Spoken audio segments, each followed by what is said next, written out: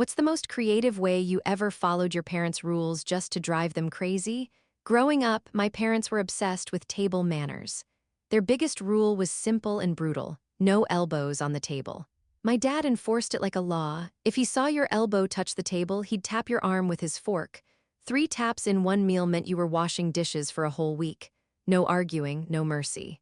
By the time I was 13, I was done. So I decided that if they wanted perfect manners, I'd give them perfect manners, just not the way they expected. I went full old school, 1800s fancy.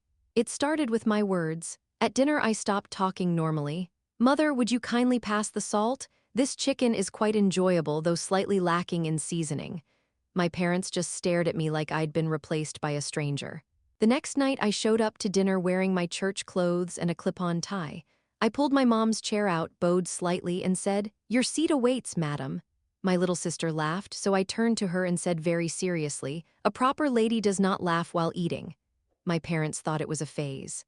It wasn't. Soon I brought my own cloth napkin and unfolded it slowly like I was in a period drama. I dabbed my mouth after almost every bite, even when there was nothing there. One must maintain standards, I'd say. I started researching old table rules online and followed every ridiculous one I could find. I held my soup spoon at a weird angle. I sipped instead of scooping. "This is the historically correct method," I explained. My dad finally lost patience when I brought a small bell to the table. I rang it gently whenever I wanted something passed. "What is that?" he asked. "A service bell," I replied calmly. If we care about proper etiquette, I assumed full formality was expected. "We don't have a butler," he snapped. I gestured toward my mom passing the food. "Then someone should inform Mother." That's when things got tense. I made name cards for everyone. My dad became lord of the household and keeper of the Wi-Fi. My mom was Her Royal Highness, provider of meals. My sister's card just said the other child. The breaking point came when my grandparents joined us for dinner.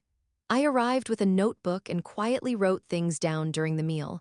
When my grandma asked what I was doing, I said I was tracking etiquette violations. Then I started announcing them. "Grandfather used the wrong spoon for soup, noted. Mother refilled her water without offering others, unfortunate." My dad nearly choked when I added, "Father has chewed with his mouth open for several seconds." The Queen would be disappointed. That night, a new rule was created. No elbows on the table and absolutely no Victorian-era performances at dinner. I won. Now whenever my dad reminds us about elbows, I just quietly dab my mouth and whisper, "Most improper."